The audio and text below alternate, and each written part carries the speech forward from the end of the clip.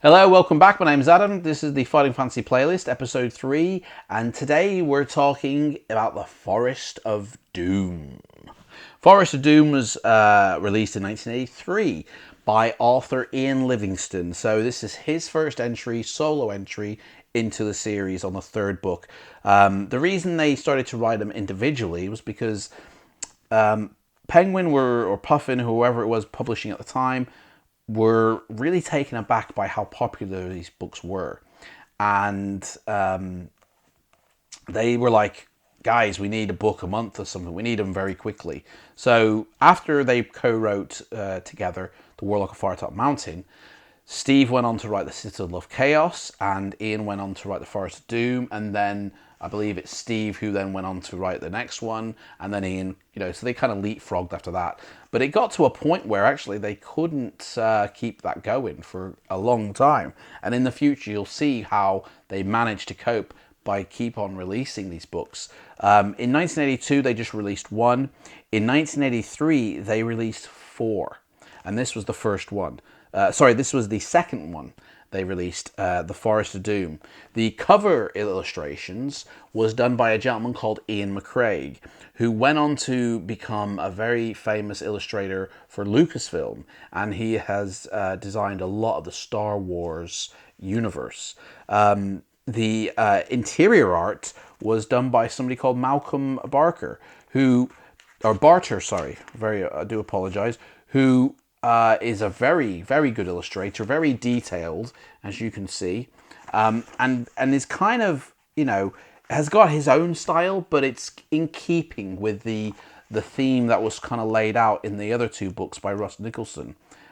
He's got his own very unique style, though, but very good, very good. I especially love, I don't know if I'll be able to find it in time. Here it is. This is my favorite illustration in the book, which is the werewolf changing midway. Now, the story on the book as well, I'm going to read the back of it, and I'll tell you a little bit about it. It says, only the foolhardy would ever risk an encounter with the unknown perils that lurk in the murky depths of Darkwood Forest. Yet there is no alternative, for your quest is a desperate race against time to find the missing pieces of the legendary Hammer of Stonebridge, fashioned by dwarfs to protect the villagers of Stonebridge against their ancient doom. So basically, you are pitted on a quest to find this hammer. Oh, hello. Just sort of opening up and flicking through. We've got a little dedication here. It says, to Paul, love Doreen. So there we go, Paul. Most of my collection of the books are, I've bought them secondhand from charity shops or eBay or Amazon. I had got a collection of these when they first came out, but as I grew older, they got kind of thrown out by my mother. So I've had to go back and rebuy them, but no hard feelings there. So the adventure sheet is very similar to the Warlock of Firetop Mountain. There is an additional jewels section, but everything else is exactly the same. And the background to the story is that you're basically a sword for hire. You're an adventurer roaming around the borderlands of the kingdom. And eventually you come across this village, or come across this dwarf, I believe, actually, sorry, who is dying and wants you to help him. Gives you a map of Darkwood Forest, and says where I come from, Stonebridge, is beyond Darkwood Forest, and he says don't bother walking around it, you must go through it. And he says, can you find my hammer as well, because I've lost it. And there's a guy that'll help you, Yazstromo. He will help you if you go knock on his door. His door basically is like the entrance to Darkwood Forest. So go knock on his door and he'll help you. And so you go knock on his door and he'll say, like, who the hell are you? And you say, like, I'm an adventurer, I'm in search of the Master Mage Yazstromo, and I need to buy some magical items to go through Darkwood Forest. And he was like, well, come on in. If you want some merchandise, come on in, yeah. So your first decision now, basically, now I'm going to go through both of these options because I pretty much know what the second option will be. It says here, as he as he turns and climbs slowly the stone stairs, will you follow him up the stairs, as we will? Or will you draw your sword and attack him? Now, it's already stated that he's a magician and he's very powerful, so why would you ever want to attack him?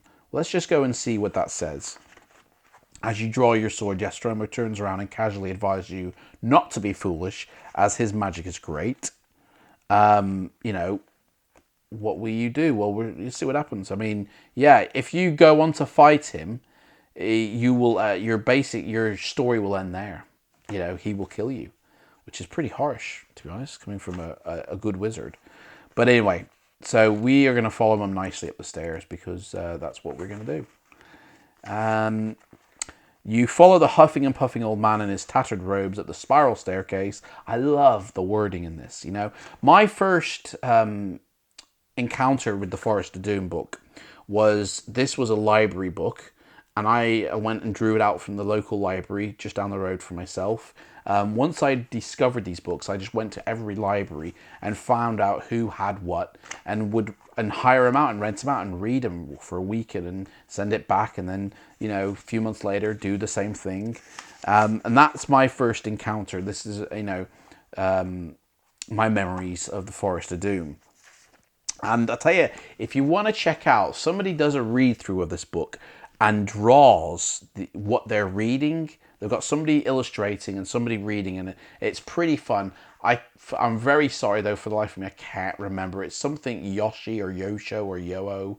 I really can't remember, but it's on YouTube. Check it out. It's quite funny to see them draw and illustrate this book. I wish they'd do more of them, actually. Anyway, so you get up to his little keep, to his little Rapunzel tower, and he says that you get to choose some spells here. And he goes, right. He writes down on some slate, and he hands it to you. And it's got all these items that you can buy. And he says, you know, feel free to buy anything you want for as long as you pay for it. So I believe you get given some money halfway through. So yeah, you get to choose what you want to buy, and you know your adventure would continue.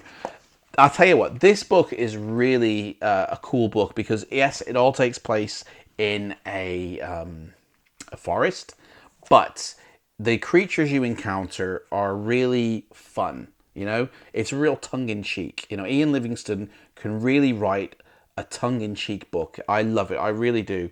And the cover illustration, you know, shows you that there is a shapeshifter in the Forest of Doom, so be careful. It is a great entry. It isn't one that I keep going back to, but it is one that I have no problem playing. I love playing this type of book. The you know, the Citadel of Chaos is a fun book. The Warlock of Firetop Mountain is a fun book. This is a fun book. So that's it for this episode. Let me know what your thoughts are and your experiences playing the Forest of Doom and how far you guys got. And in the next episode, we will be going through the space and looking at Starship Traveler. Take care, adventurers. Till next time, goodbye.